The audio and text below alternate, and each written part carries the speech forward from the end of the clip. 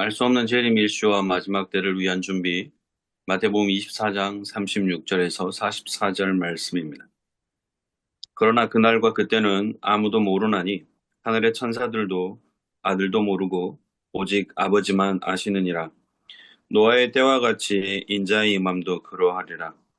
홍수 전에 노아가 방주에 들어가던 날까지 사람들이 먹고 마시고 장가들고 시집가고 있으면서 홍수가 나서 그들을 다 멸하기까지 깨닫지 못하였으니 인자의 임함도 이와 같으리라. 그때 두 사람이 밭에 있음에 한 사람은 데려가고 한 사람은 버려둠을 당할 것이요 두 여자가 맷돌질을 하고 있음에 한 사람은 데려가고 한 사람은 버려둠을 당할 것이니라. 그러므로 깨어 있으라. 어느 날에 너희 주가 임할는지 너희가 알지 못함이니라.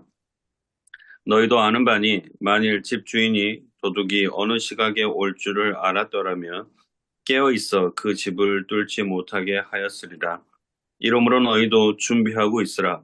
생각하지 않을 때에 인자가 오리라. 아멘. 아멘. 대림절 첫째 주일 알 수 없는 일시와 마지막 때를 위한 준비. 마태복음 24장 36절에서 44절. 주석은 장신대학교 김태섭 교수님이 주석을 하셨습니다. 먼저 이번부터는 이제 한글 성경 역본 비교가 이제 같이 나오는데요. 핵심은 이제 종말론적 준비성을 주제로 예수께서 가르치신 말씀입니다. 먼저 그 개역개정, 새한글, 새번역 이렇게 제가 차트를 만드는데요. 개역개정의 36절엔 그때, 그 다음에 새한글은 시각, 그 다음에 새번역은 그 시각. 그래서 새한글, 새번역은 주님의 재림이 임하는 순간을 강조했다 이렇게 주석하고 있습니다. 그리고 37절에 인자의 임함, 명사로 파루시아인데 임함인데 원문직이고, 그 다음에 새한글은 인자가 올 때 동사로 처리되었고 가독성을 높였다고 볼 수 있고, 역시 또 새번역도 동사로 처리했고 가독성을 높였다 볼 수 있습니다. 그 다음에 38절에 노아가 방주에 들어가던 날까지 구절은 관계대명사인데 원문에서 문미에 위치한다고 보고요. 그 다음에 이제 새한글 성경에는 노아가 방주에 들어가던 날까지요. 그 원문의 오순을 반영했다고 봅니다. 39절에 멸하다 이렇게 했는데 개역개정. 그 다음에 이제 새한글 성경은 썰어가다, 새번역 성경은 휩쓸어가다. 이래가지고 원문에 비교해 보면은 원문의 동사 아이로 들어올리다, 제거하다, 죽이다, 썰어버리다 의미인데, 새한글 새번역은 원의 의미를 살리면서 개역개정에 비해 더 시각적인 언어로 번역했다 이렇게 볼 수 있습니다. 그 다음에 40절에 두 사람, 새한글 성경은 남자 2명, 그 다음에 새번역은 두 사람. 그래서 원어에는 남자에 해당하는 명사가 없는데 이 한 사람의 그 정관사와 수사가 이제 남성, 새한글 성경을 반영했다 이렇게 볼 수 있습니다. 그 다음에 43절에 보면은 평서문인데요. 너희도 아는 바니, 새한글은 명령문인데 이걸 알아두세요. 하고 새번역도 이것을 명심하여라. 그래서 평서문이나 명령문, 문법상 둘 다 번역이 가능하다 이렇게 밝히고 있습니다. 그 다음에 43절에 개역개정은 도둑이 집을 뚫는다. 그 다음에 새한글은 집벽이 뚫리다. 그래서 원문의 수동태를 반영했다고 보고요. 새번역도 도둑이 집을 뚫는다. 아마 개역개정과 같이 번역했습니다. 44절에 인자가 올 것이기 때문이다. 이건 미래 시제고, 새한글은 인자가 오기 때문입니다. 현재 시제로 했고, 새번역은 인자가 오리라. 미래 시제고, 그래서 헬라어에서 확실한 미래 사건은 현재 시제, 개역 개정과 새번역의 번역도 타당하다 이렇게 주석하고 있습니다. 다음으로 문학적, 역사적으로 본문 읽기를 보면은 먼저 문학적으로 읽기에서 마태복음 24장 36절에서 44절은 24장 전체 맥락에서 살펴볼 필요가 있습니다. 24장은 종말장으로서 제자들이 질문합니다. 언제 성전이 파괴되고 재림과 세상 끝의 징조가 무엇인가? 4절에서 14절은 온 세상 모든 민족, 전 지구적인 배경이 있고요. 그 다음에 15절에서 28절은 예루살렘, 15절, 그 다음에 유대 지방, 이렇게 배경을 한정했습니다. 그래서 유대 전쟁 이후 이제 66년, 70년 그 배경인데 예루살렘 참상이 나오고 경고와 제자들의 대척부에 대해서 예고하고 있습니다.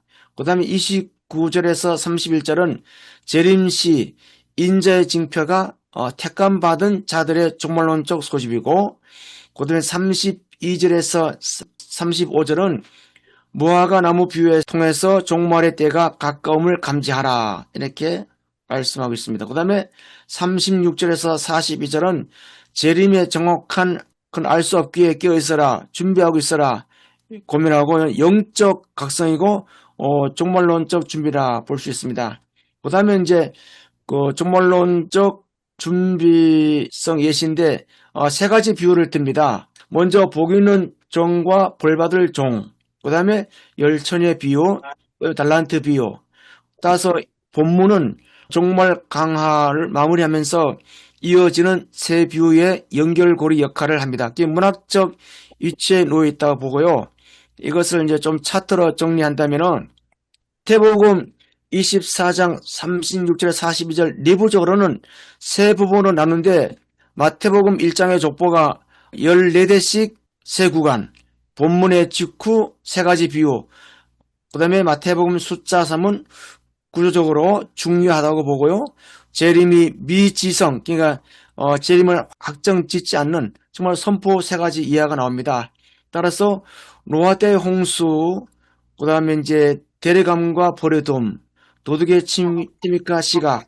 그래서 노아 때는 깨닫지 못하고 대례감과 버려둠, 도둑의 침입, 이건 알지 못함, 그 다음에 생각지 않은 때에 온다. 따라서 강조는 재림시의 불가측성, 재림은 알 수 없다, 이렇게 하고 있습니다.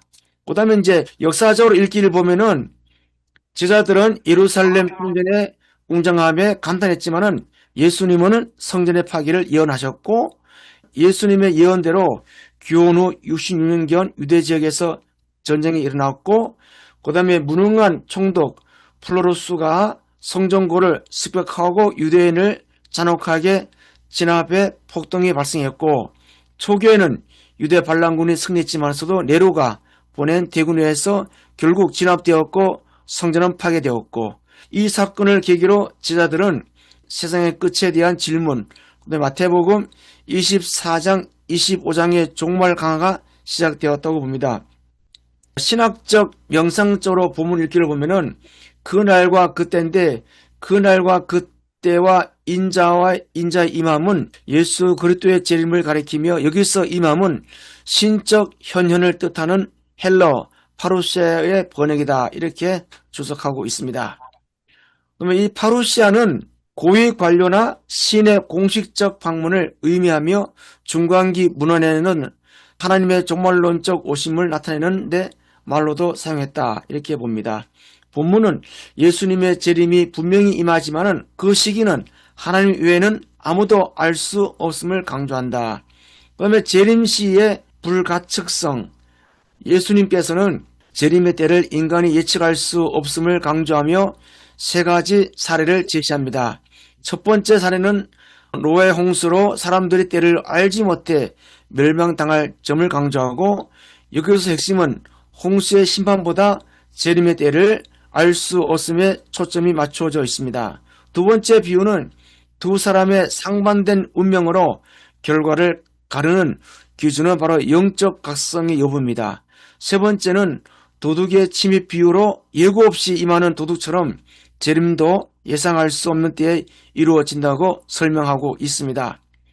종말론적 준비성은 예수님은 재림의 때를 알 수 없음을 강조하며 그때에 집착하는 것은 어리석다고 말씀하십니다. 그러나 그날을 알 수 없어도 영적으로 깨어 준비하라고 권면하십니다. 깨어있는 삶은 기도, 빛의 자녀답게 사는 삶, 마귀를 대적하고 회개, 믿음에 굳게 서는 태도 등을 보여주고 있습니다. 그 다음에 본문 주석에서 설교 적용이랄까요? 오늘 본문은 재림의 때를 예측할 수 없음을 강조하며 날짜를 단정하는 태도를 경고합니다. 그러나 재림의 때를 모른다고 해서 안일하게 살아가서는 안 되며 영적으로 깨어 있어야 된다. 그 다음에 회개와 기도로 믿음에 굳게 서서 빛의 자녀답게 사는 것이 종말을 준비하는 성도의 올바른 자세다. 이렇게 봅니다.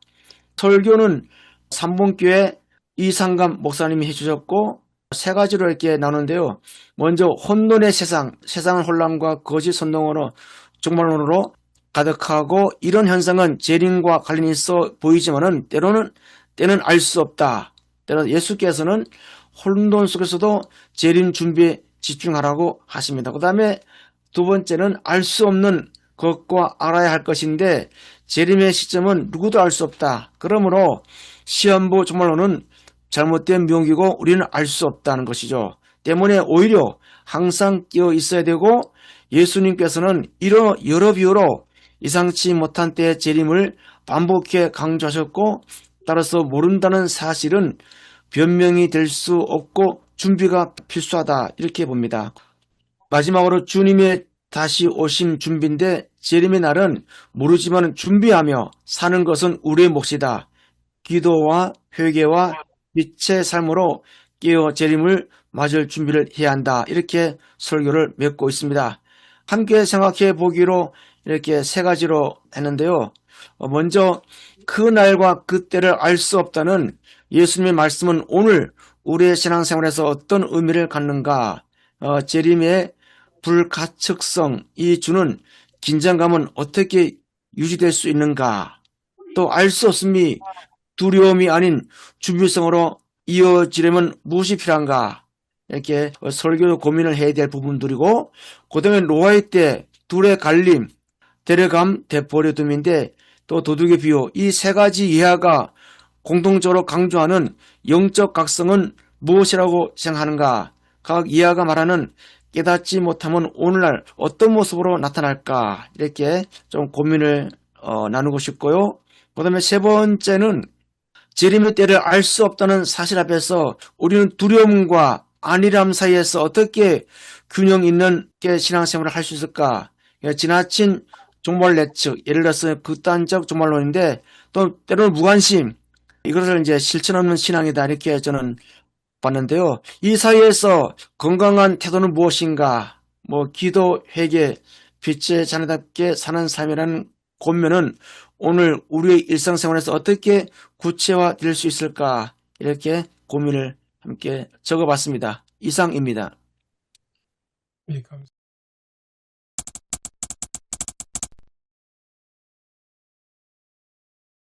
아시는 것처럼 이번 주부터 대림절이 시작이 됩니다. 그래서 오늘 본문도 대림절을 염두에 두고 생각을 하셔야 될 것 같습니다. 대림절 기간이 예수님께서 오신 것을 기다리는 기간인데, 예수님께서 처음 오실 때 예수님을 기다렸던 사람들, 그리고 이제 다시 오실 예수님을 기다리는 이런 관계에 있는 것 같습니다.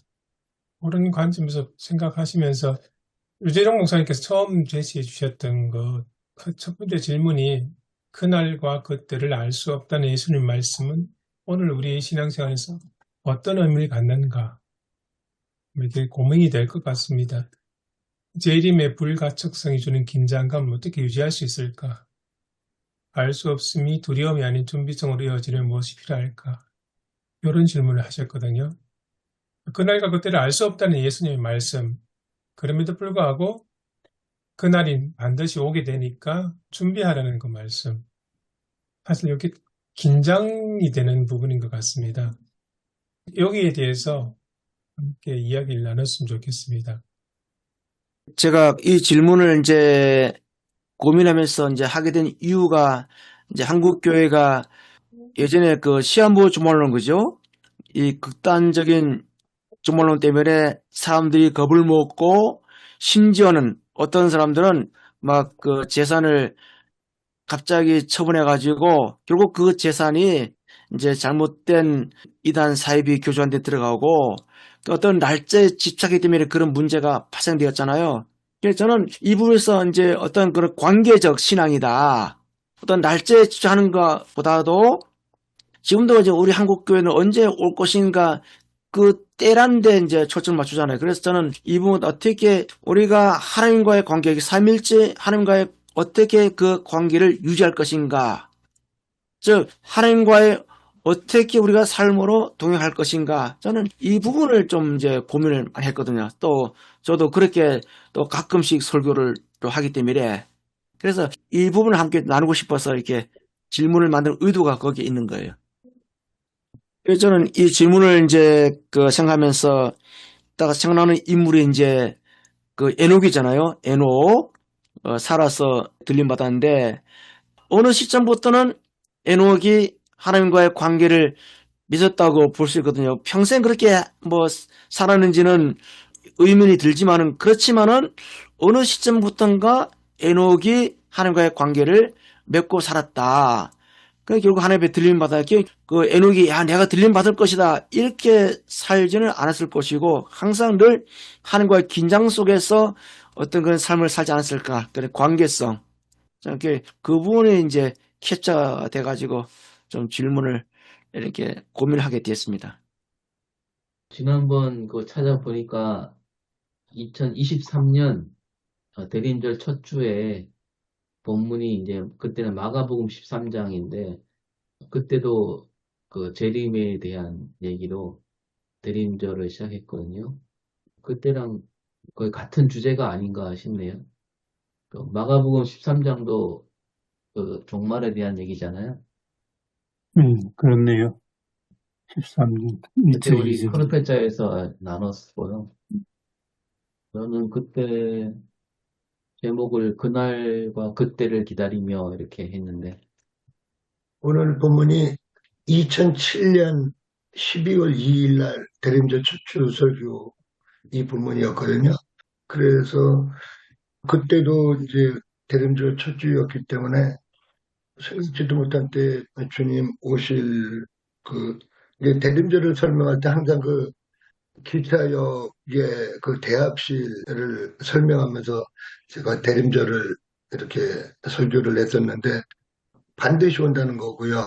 기차는 하여튼 정해진 때 반드시 온다는 거고, 그리고 지금은 뭐 이렇게 배차표가 이렇게 붙어 있습니다만, 하나님의 때는 이게 언제 있는지는 모르지만 반드시 온다는 것하고, 그 다음에 기다리는 그 대합실, 기다리는 사람들이 뭐 여기저기 옹기종기 모여 있거나 뭐 삼삼오오 자기들끼리 뭐 이렇게 하는 우리들의 그 삶의 현장이 대합실과 같아서 주님을 기다리는 그 현장에 우리가 모두 나와 있다라는 그런 사실하고 그런 걸 이야기하면서 그 기다릴 대자 그 대합실 분위기로 대림절을 소개를 했던 것 같습니다. 제가 그 사천에서 목회할 때 저희 교회 은퇴하신 목사님 세 부부가 출석을 하셨었는데 그 중에 한 분이 어저께 갑자기 소천을 하셨어요. 물론 이제 그 침샘암이 있어서 수술받고 이렇게 한 2년여 투병을 하시고 계셨는데 너무 힘드셔서 뭐 유황병원으로 가셨다가 호스피스 병원으로 가셔서 어저께 사실 산천에서 제가 뭐 큰 행사가 있어서 갔다가 진주를 들러야지 그랬는데 뭐 운전하다 보니까 고속도로를 바로 이렇게 들어서는 바람에 돌려서 갈까 그러다가 아예 다음에 찾아뵙지 그랬는데 어젯밤에 돌아가셨다는 부고를 받고 이제 오늘 본문에 세 가지로 저는 돼지를 한번 잡아봤습니다.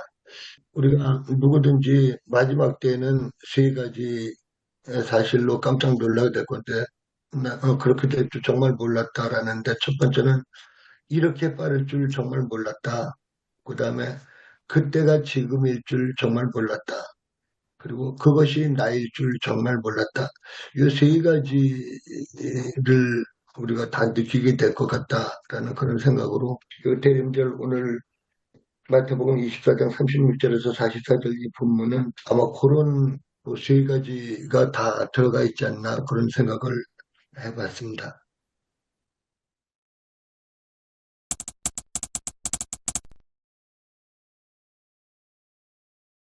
저는 개인적으로 그 오늘 추석에서 김태성 목사님 쓰신 44쪽 역사적으로 읽기, 여기가 상당히 좀 저한테는 좀 관심이 집중됩니다. 이렇게 제 식으로 좀 이해한 걸 말씀드리면, 유대인들의 모든 것의 중심은 예루살렘이고 예루살렘 성전인데, 근데 그 성전을 보고 예수님 제자들은 그 성전의 웅장함과 아름다움을 보고 굉장히 감탄하고 예수님께 보여드리는데, 예수님은 제자들 시각하고 전혀 다른 말씀을 24장 1절 2절 이제 하셨습니다.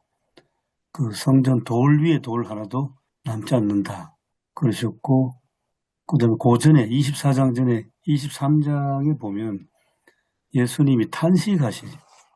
예루살렘아 예루살렘아 하시면서 예루살렘 예언자들을 어떻게 했고 하나님 보내심을 받은 사람들을 예루살렘이 이렇게 못된 짓을 했는데 하면서 예루살렘을 품고자 해도 다 제갈길로 갔다는 그 엄청난 이제 탄식을 하시고, 그 다음에 24장으로 왔는데, 그런데 이제 이 주석 쓰신 걸 보니까 이제 구체적으로 AD 66년에 유대인 총독 프로투스가 반란을 일으킨 유대인들을 이제 진압하고, 결국은 예루살렘 성전이 예수님 예언하신 것처럼 돌 위에 돌이 하나도 남지 않았다. 그 역사적 사실을 쓰시는데, 이거하고 지금 재림하고 어떤 관계냐. 재림만 이야기하면 좀 제가 보기에 좀 막연한, 알 수 없다는 불가지론 쪽으로 끝나가는 것 같고, 이게 주석은 한 부분에 굉장히 구체적으로 역사적인 사실을 쓰면서 60년대 후반에 예루살렘 성전을 자랑하는 사람들에게 그 성전은 돌 위에 돌이 하나도 남지 않는다고 예언하셨고 그대로 맞아떨어지는. 그러면서도 66년 이전에 말씀하셨으니까 때가 언제인지는 알 수 없는데, 그런데 한 사람은 버림받고 한 사람은 구원을 얻고, 그러니까 어떻게 합니까 하니까 깨어 기도하라. 그 깨어 기도하라는 말씀도 그래 보면 참 심상치 않다는 생각이 듭니다. 예, 저는 24장, 25장이 이제 통으로 연결된, 그러니까 지금 주석 설명도 24장 전체를 설명하고 계시고, 24장, 25장도 약간 언급을 하셨고, 지금 예수께서 하나의 설교가 25장까지 계속 이어지잖아요. 예, 하나의 통으로 봐야 되겠습니다. 질문은 24장 3절인데, 예수께서 감람산 위에 앉으셨을 때 제자들이 조용히 와서 이르되 우리에게 이르소서 어느 때 이런 일이 있겠사오며 또 주의 임하심과 세상 끝에는 무슨 징조가 있습니까? 있사오리이까? 이 질문에 대한 긴 답이 그 25장까지 이어지는 게 저한테는 오늘 새롭고요. 교수님 말씀하신 것처럼 이 질문과 대답은 그 66년부터 있었던 로마 입장에서 보면 유대인들의 소요와 그 진압 70년의 완성 끝난 이제 그 진압이 배경이라면 그걸 그 회고하고 있는 이야기로 저는 읽습니다. 이건 저도 이제 좀 이 제목하고 이 설교 제목과 이 주석의 제목이 좀 저한테 이렇게 동의가 되지는 않았어요. 그래서 이제 좀 말씀드리기 좀 주저하긴 한데 저는 좀 위로 같은 느낌이었습니다. 제가 24장, 25장 읽을 때는 AD 70년에 예루살렘의 파괴를 경험한 사람들, 그 사건을 알고 있는 사람들에게 그때를 회고하면서 지금 이제 생존자들인 거잖아요. AD 70년을 지나왔지만 여기저기에서 생존하고 있는 사람들을 향한 위로 아닌가? 종말을 지나온 사람들에게 우리가 선택받았어, 너희가 선택받았어라는 위로의 설교를 마태가 그때 그 AD 70년의 사건을 상기시키면서 해주는 설교 아닌가 저는 그렇게 있는데요. 여기 이제 표현이 오늘 저는 이제 16절부터 22절을 중요하게 보는데 그때 유대에 있는 자들은 산으로 도망할지어다. 그리고 이제 도망하는 내용은 이제 뒤에 쭉 나오잖아요. 그 유대인들에게 사는 유대 배경을 갖고 있는 사람들이니까 마태복음에서 사는 신이 말씀하시는 공간을 의미한다면 예루살렘 성전은 이제 지금 사람들이 생각할 때 유대교인들의 입장에서 되게 영구적인 신의 임재 공간이라고 여겼지만 그 예루살렘 성전이 인공 건축이 파괴되었을 때 진짜 하나님이 말씀하시는 공간이었던 산, 그러니까 모세가 십계명을 받았던 산, 그리고 산상보훈에서 예수께서 말씀하셨던 산, 하나님께서 말씀하시는 공간으로 가야 해. 그리고 지금 남아있는 우리 마태복음을 함께 읽는 공동체는 그렇게 했어. 그리고 우리는 지금 이 말씀을 듣고 읽는 산에서 살고 있어.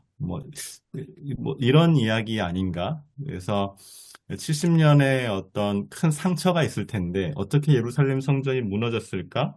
무너질 수 있는 것인가? 하나님은 살아계신가? 이런 질문을 할 수 있는 공동체에 우리가 잘 왔어. 잘 지나왔어. 이런 메시지 아닌가? 25장에서는 달란트를 잘 관리했고, 그리고 열처녀 비유에서 선택받은 사람들처럼 우리는 지금 이 공동체를 잘 이루고 있어. 이런 위로의 설교가 아닌가. 저는 그렇게 읽었습니다. 네, 김 목사님 말씀에 저도 상당 부분 이제 그거 생각하면서 이 말씀드렸는데요.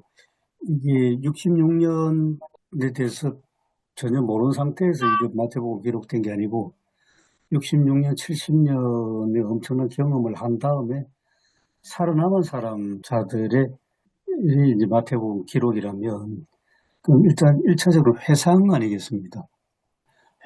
회상이고 기억인데 그러면 대림절 절기와 맞춰보면 성탄절을 기다리는 대림절인데 근데 이제 성탄절이 사실 우리에게는 낯선 먼 미래가 아니고 이미 우리가 너무나 익숙하게 경험한 성탄절인데 그 성탄절을 기다리면서 어떻게 우리가 그 성탄절 기다려야 하는가 거기에 초점 맞춘다면 그러면 오늘 본문 말씀이 좀 우리에게 막연한 미래가 아니고 이미 우리가 지내고 있는 성탄절과 대림절을 회상하면서 그러면서 뭔가 이제 위로도 되지만은 또 동시에 반성도 되고 반성하면서 기다리는 그런 본문을 읽혀야 되지 않을까 그 생각이 들었습니다. 저도 이제 교회력과 성서 증거에 따라 이제 첫 번째 본문이고 설교인데요. 처음에 굉장히 막연하게 생각했던 본문인데 이제 다시 한번 정리하면서 생각해 보니까 종말과 또 마태복음 24장에 생각했던 기존에 대한 그 생각들은 완전히 지워야 되겠다.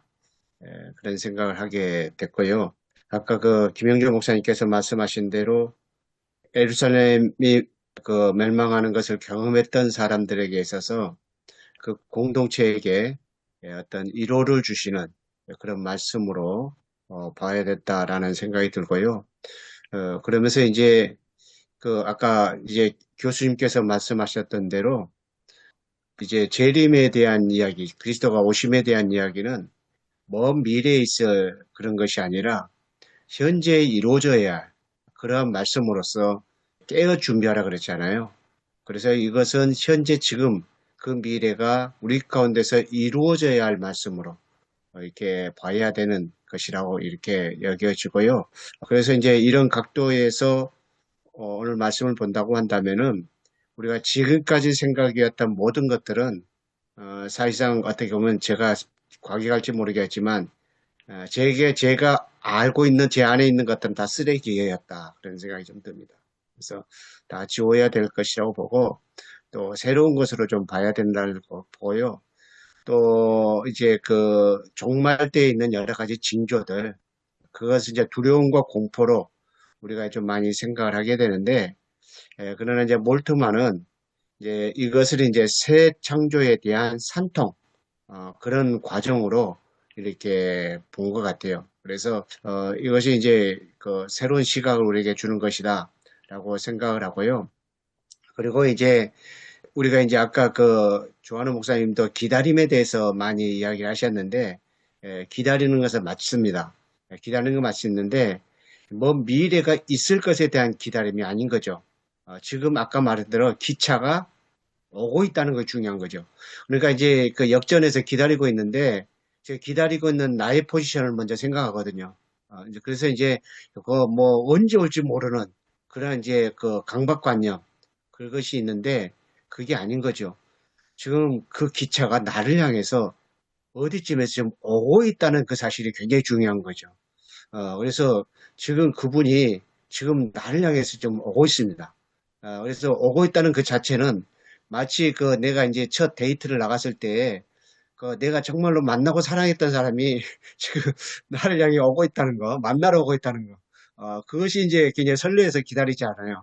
이제 그런 기다림의 신앙, 그런 건데, 이제 그, 제가 이제 그래서 이제 갑자기 생각이 나가지고, 블루마르트의 그 행동하며 기다리는 하나님의 나라라고 하는 책이 있잖아요. 그러니까 유명한 책인데, 거기에 보니까 그 마태복음 24장 오늘 본문을 블루마르트 목사님이 거기다 써놨습니다. 써놨는데 그 제목을 뭐라고 했냐면 구원자가 지금 오고 있습니다. 이야기입니다. 구원자가 지금 오고 있습니다. 그 제목을. 그래서 이 구원자는 지금 오고 계십니다.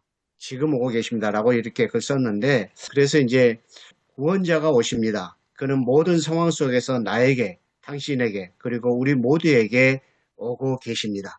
지금 세상이 노아 시대처럼 온통 먹고 마시고 장가고 시집가는 것에만 관심을 갖더라도 우리는 기다리는 것을 포기하지 말아야 합니다. 우리는 결코 생명력을 잃어서는 안 됩니다. 그러면서 쭉 이렇게 썼거든요. 어쨌든 그러면서 하여튼 구원자가 지금 오고 계신다. 그것을 구원자가 지금 오시는 것에 대해서 우리의 삶이 지금에서 그러니까 미래가 지금 우리 삶 가운데서 실현돼야 된다.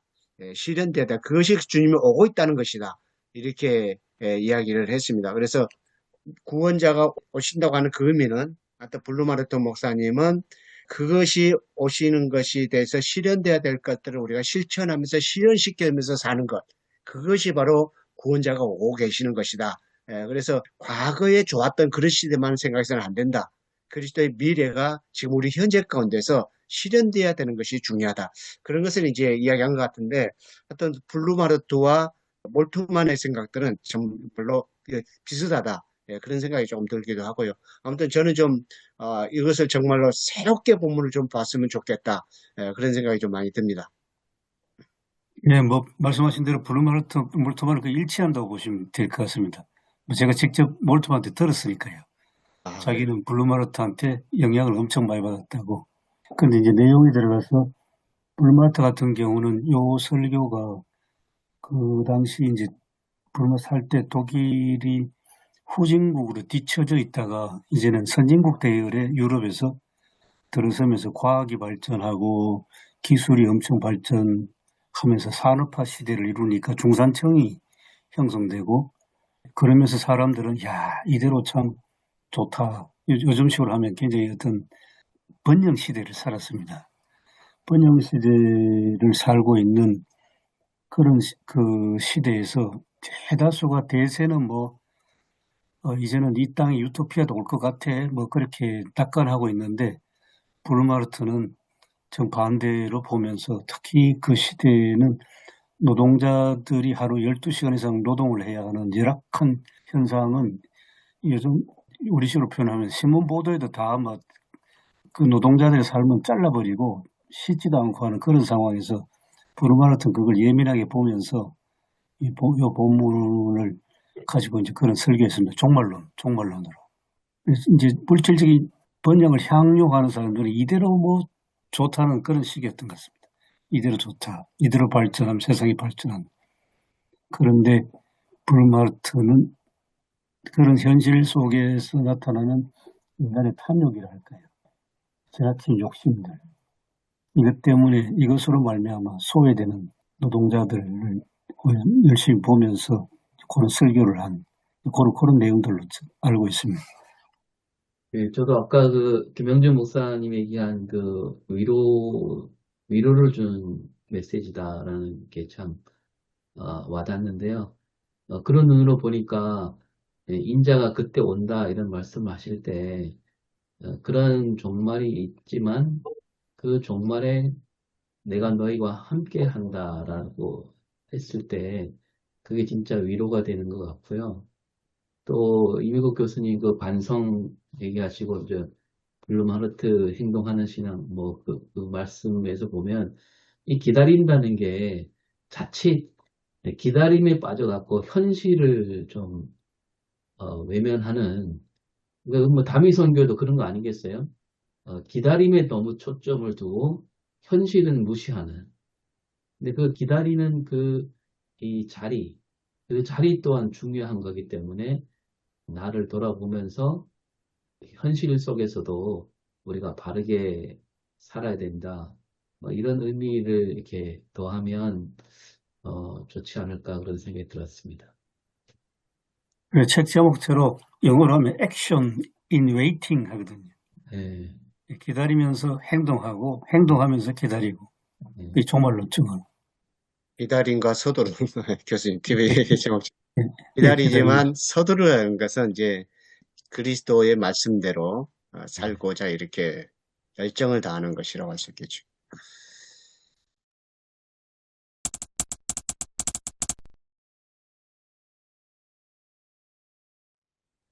저는 그 마태복음을 일단 기본적으로 전에도 한번 그 말씀을 나눴던 것 같은데 저는 항상 그 마태복음을 바라보면서 그 두 가지 관점을 늘 얘기를 합니다. 그게 첫 번째는 예수님은 누구신가라는 거죠. 예수님이 왕으로 오신 분이다라는 것. 그 다음에 또 한 가지는 하나님 나라 관점. 그래서 하나님 나라 관점에서 이렇게 바라보면은 이제 마태복음이 기본적으로 5개 이제 예수님의 설교 강화가 있지 않습니까? 그 강화 가운데서 오늘 이제 마태복음 24장, 25장이 이제 5번째 강화에 해당되는 건데 전체적으로 바라보면은 5장에서 7장까지의 그 산상수훈에 대한 하나님 나라의 법에 대한 말씀, 그다음에 10장에서 그 하나님 나라의 이제 그 확산, 선교, 전도에 대한 것, 그다음에 13장에서 천국장, 하나님 나라는 어떤 것인가에 대한 7개의 비유, 그다음에 18장에서 교회장, 그 교회장은 교회를 통해서 이제 어떻게 우리 그 관계 가운데서 마태의 공동체에 대한 말씀을 한 거겠죠. 그거 이제 겸손, 순결, 자비를 용서, 자비를 중심으로 해서 이 그리스도인들의 어떤 인간관계를 풀어가야 된다. 이제 이런 얘기. 그 다음에 이제 24장에서 종말에 대한 얘기를 하시면서 그 24장과 25장이 하나로 봤을 때, 크게 봤을 때는 24장은 마지막 때에 이제 그 내용이고 어떻게 일어날 것인지, 또 25장은 그러면 이제 어떻게 살 것인가, 어떻게 해야 될 것인가에 대한 준비에 대한 이제 말씀으로 바라보면, 오늘 물론 이제 24장에서의 또 이렇게 비유도 있지만은 25장 전체를 봤을 때는 종말에 대한 말씀을 하면서 또 그날과 그때는 알 수가 없으니 그래서 25장 말씀에서는 그러면 어떻게 할 것인가에 대한 그 생각을 하면서 열처녀의 비유를 통해서 슬기로운 나도 처녀와 같이 준비하는 자로 깨어있는 그런 사람들이 되어야 된다. 그리고 달란트 비유에서 주어진 것에 달란트를 가지고 최선을 다해서 충성하는 그런 사람들이 되어야 된다. 그리고 마지막에 보면은 작은 것 가지고도 정말 작은 자들을 섬기면서 선을 행하는 그런 사람들, 종말론적 삶을 살면서 섬기는 사람들. 우리가 이제 개신교가 가지고 있는 기본적인 이제 종말론이 임박한 종말론이고, 그 종말론적인 그 삶을 늘 살면서 해야 될 그 지침들이 예수님께서 주신 25장의 말씀이 아닌가. 이렇게 봤을 때는 물론 하나님 나라가 이제 막연한 미래가 아니라 오늘 당장 여기에서도 하나님 나라가 이루어지는 것이고, 또 하나님 나라에 가까이 간 사람들에게 머지않았다고 그렇게 말씀하시잖아요. 그렇게 봤을 때 오늘 우리가 하나님 나라를 어떻게 살 것인가에 대한 것도 우리에게 좀 지침을 주는 말씀이 아닌가, 그런 생각이 듭니다. 그래서 저는 전체적인 어떤 그 구조 가운데서, 마태복음의 어떤 그 전체 구성 가운데서 이것을 좀 볼 필요도 있다, 이 말씀을 좀 드리고 싶습니다. 그런 것 같습니다. 본문 전체 24장, 25장 전체에서 봐야 돼요. 그러니까 김영기 목사님께서 오늘 본문 말씀을 어떻게 보면 위로 예루살렘 그 멸망 과정에서 살아남은 성도들에 대한 위로 차원에서 관점에서 보신다고 이야기를 하셨는데요.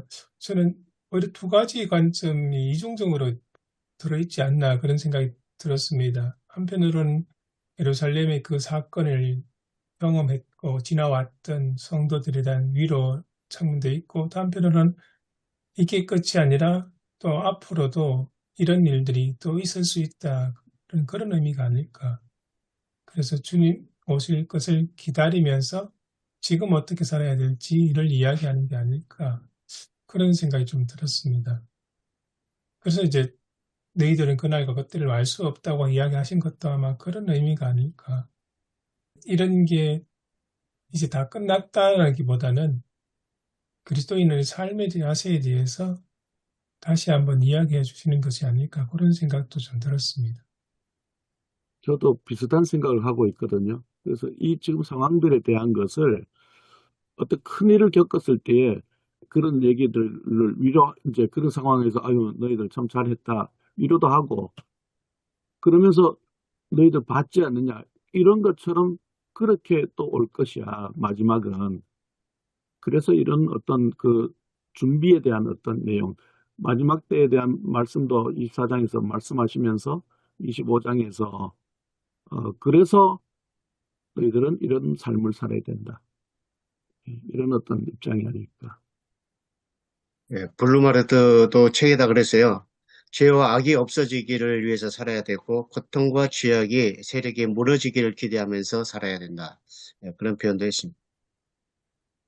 방금 말씀하신 브루마르트의 관점 말고 오늘 그 주석에도 김 교수님께서 놓으신 게 이제 깨어 있으라, 준비하고 있으라 라는 주님의 권면에 대해서 신약 성경의 전체 입장에서 봤을 때 그러면 어떤 게 깨어 있는 것이냐, 영적 각성이라는 것이 어떤 것이냐라고 하면서 예를 드신 게 있어요. 46쪽에 보면 기도하는 것, 빛의 자녀답게 사는 것, 마귀를 대적하는 것, 회개하는 것, 믿음에 굳게 서는 것, 이런 쭉 열거를 하시거든요. 아마 이게 진짜 이야기하고 싶었던 게 아닐까, 그런 예, 생각. 저도 동감합니다. 그런 것 같아요. 예, 그것이 내용인 것 같습니다. 근데 이제 한편으로는 지금 오늘날의 우리 한국교회 성도들에게 있어서 이런 부분은 굉장히 약하지 않나, 그런 생각이 좀 들기도 합니다. 그러니까 지금 누리는 이 우리나라의 그 문명의 이기들이나 이런 편리함들, 그 연세 드신 분 성도님들 가만히 보면 지금이 너무 좋다는 그런 것이 조금씩 보이시거든요. 그리고 젊은이들 같은 경우는 아직 젊으니까 연세 드신 분들에 비해서 아직 살아갈 날이 많이 남았으니까 이게 무의식 중에 남아있는 것 같고요. 우리나라에는 일단 기본적으로 종말에 대한 것을 생각할 때에 시간에 대한 집착이 있는 것 같아요. 그러니까 어떤 종말 언제, 이제 시간. 그런데 그 시간이나 때에 대한 집착이 아니라 하나님 나라는 통치에 대한 거잖아요. 통치. 킹덤 오브 갓이잖아요. 하나님의 통치가 온전히 이루어지면 그것이 하나님의 나라가 이루어지는 거잖아요. 그러면 여기도 하나님의 나라가 될 수가 있는 거죠. 그리고 그러나 우리가 언젠가 또 완전히 이루어질 하나님의 나라는 언제가 될지는 모르지만 그거는 하나님의 주권 아래 주권의 영역에 있는 거니까 그건 그대로 두면서 오늘 여기에서 우리가 어떻게 하나님 나라를 이루어갈 것인가에 대한 얘기가 있어야 된다라는 생각을 합니다. 우리가 너무 시간에 집착하니까 정말 언제 자꾸 이렇게 되어지는데 통치에 방점을 찍어야 되지 않느냐. 예. 예, 맞습니다. 저는 그 아까 깨어 있으란 말씀 듣다가 갑자기 생각났는데 그 43절에는 이제 도둑을 얘기하잖아요. 도둑이 언제 올지 깨어 있으라 그러는데 딱 이제 우리 1년 전에 비상계엄령이 이 도둑이나 마찬가지다. 근데 우리 국민들이 깨어 있어 갖고 그 도둑이 우리를 뚫지 못했다. 아주 적절한 예가 아닐까 이런 생각이 예, 들어요. 맞아요. 시민들이 깨어 있었죠. 네. 그때 깨어있지 않았으면 아마 비상계엄령이 성공했겠죠. 국회로 사람들이 갔기 때문에 계엄 해제 결의를 할 수 있었던 거고 해제 결의를 못했으면 뭐 그걸로 끝인 거죠. 평소에 목회자의 중요성도 생각나네요. 근데 그때 그 12월 3일 밤에 선포하기 전에 계속 몇몇 사람들, 정치가들이 계엄하지 않냐 하고 계속 이제 예, 경각심을 일으켰죠. 경각심을 일으켰을 때 이럴 수도 있겠구나 하는 사람들이 깨어 있었던 것 같고 오늘 우리 사회도 우리 지금 이야기하는 것처럼 경각심을 계속 좀 불러넣어줘야 하는 목회자의 소명 아닌가 싶어요. 근데 아직도 태극기 달고 다니는 목사님들은 아직도 깨어있지 못하는 거죠. 그게 도둑이 들어오려고 했다는 걸 모르는 거예요. 도둑이 아니라 무슨 주님이라고 생각했나? 안타깝죠. 어떤 분이 그러더라고요. 뭐 그냥 이제 다른 여담인데 한국 교회에 바른 말씀을 정말 전하고 바른 신학을 갖고 있는 분들이 20%도 안 되는 것 같다고. 다 번영신학에 뭐 형통신학에 기복신학만 부추기는 그런 어떤 모습들이 있으니까 좀 걱정되죠. 근데 저번에 제가 한국교회 트렌드 2026 갔다 왔는데요. 거기서 설문조사를 많이 하잖아요. 일반 교인들 의식은 우리나라 전체 국민하고 크게 다르지 않고 하는데, 목회자들 대상으로 조사를 하면, 이 목회자들은 태극기 부대와 같은 비슷한 생활한 사람이 40%에 육박한다 그러네요. 아유, 그걸 많습니까? 네. 그러니까 그게 더 큰 문제다. 그리고 목사들 가운데에는 하나님은 우파라고 믿는답니다. 하나님은 절대 좌파가 아니고 우파다. 이렇게.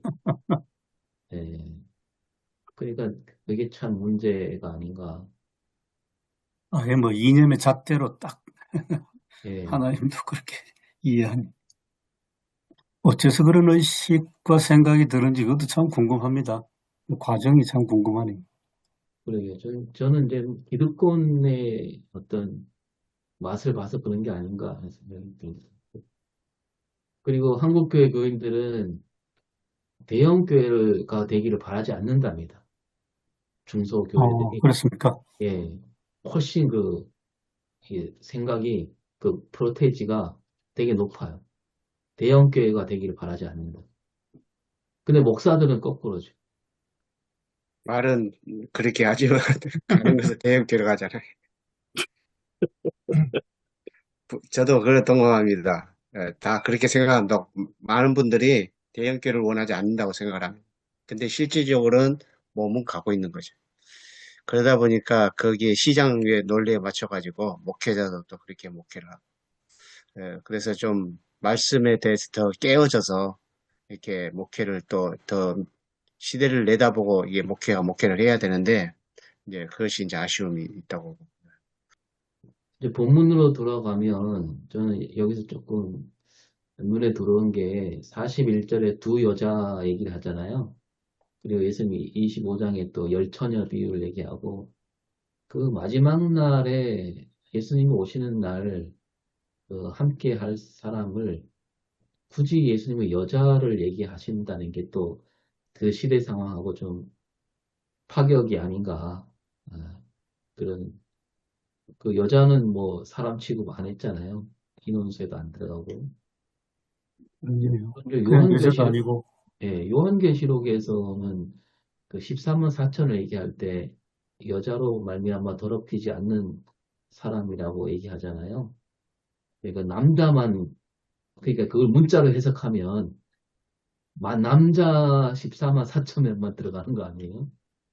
근데 이제 예수님은 일찍이 벌써 여자를 얘기하고 있는 게 또 새로운 면이 아닌가 생각이 들었습니다.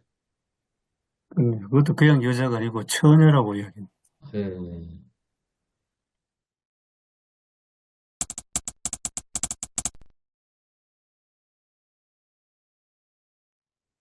저는 어저께 이제 발제를 준비하면서 이제 그 오늘 본문의 그 주석의 이제 적용 부분을 그죠?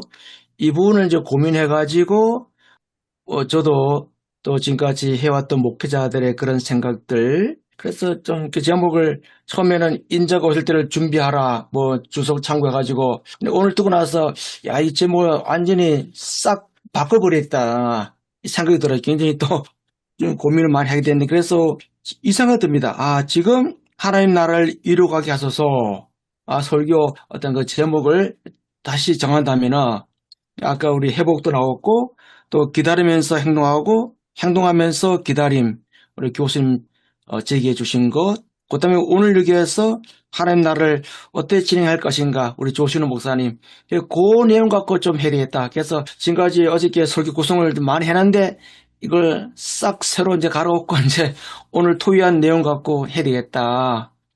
저는 주석에 충실하다 보니까 이제 그 한계가 있는데, 오늘 목사님들 듣고 굉장히 어떤 그 신선한 충격을 그 설교 구성에서, 이게 대림절이 막연하게 기다린 것이 아니라 정말 잘못하면 윤리적인 대림절이 되기 쉬우니까, 그래서 좀 액션도 있고, 그 다음에 이제 기다림. 그렇게 좀 설교 구성을 해야 되겠다. 이렇게 좀 완전히 제가 준비했던 것들을 싹 바꾸면서 오늘 토의했던 그런 내용들 가지고 좀 고민하면서 해야 되겠다 생각이 듭니다. 네. 아니, 저는 프로페셔 하면 생각이 너무 많아져요. 네, 오늘 본문에서 재림의 경고보다는 깨어 있으라. 그래서 준비된 자의 모습을 좀, 더 강조해야겠다라고 생각을 했고, 그래서 제목으로, 준비된 사람에게는 두려움이 없습니다로 하면 어떨까라고 간단하게 생각을 해봤고요. 그래서 준비된 성도는 하나님의 때를 신뢰한다. 그리고 준비된 성도는 일상의 경건을 지켜낸다. 그리고 준비된 성도는 소망으로 주님을 기다린다. 그래서 이렇게 소주제로 해서 준비된 사람에게는 두려움이 없습니다라는 주제로 설교를 할까 지금 생각합니다. 아주 잘 들어오겠습니다. 아까도 제가 말씀드렸지만서도 이제 처음엔 제가 제목을 인자가 오실 때를 준비하라 해가지고 좀 대충 이제 아웃도어 잡았는데 이제 조금 부담이 없구나 들으면서 이제 엄청난 부담이 또 오는 거예요. 이제부터 이제 끝나면 또 오늘 저는 뭐 월요일부터 뭐 준비를 해 가는데 이제 이 내용 갖고 목사님 하신 그 내용들을 이제 기억을 되살려서 이제 조금 이제 오늘 하루 종일 또 준비 또 해야겠다. 안 그러면 또 힘드니까 이제 어쨌든 간에 참 너무나 참 좋은 또 아이디어를 얻었다 생각이 듭니다. 유재룡 목사님이 질문해 주신 내용, 준비성이라는 단어 써주신 거, 저도 계속 그 질문에, 그 단어에 좀 머물 것 같고요. 뭐 어떻게 방향은 모르겠지만, 네, 또 뭐 마침 연말 준비해야 되고, 내년 준비해야 해서, 그 단어 잡고 머물면서 설교 준비하겠습니다. 저는 우리말의 그 오늘이란 말이 종말과 연관이 돼 있다 생각해요. 그 뭐 어원은 뭐 어떤지 잘 모르겠지만 늘이란 말이 있잖아요. 지금이 종말이나 지금이나 늘 한결 같아야 된다. 그 늘이란 말이 참 그 적용을 하면 또 좋지 않을까 생각하고 있습니다.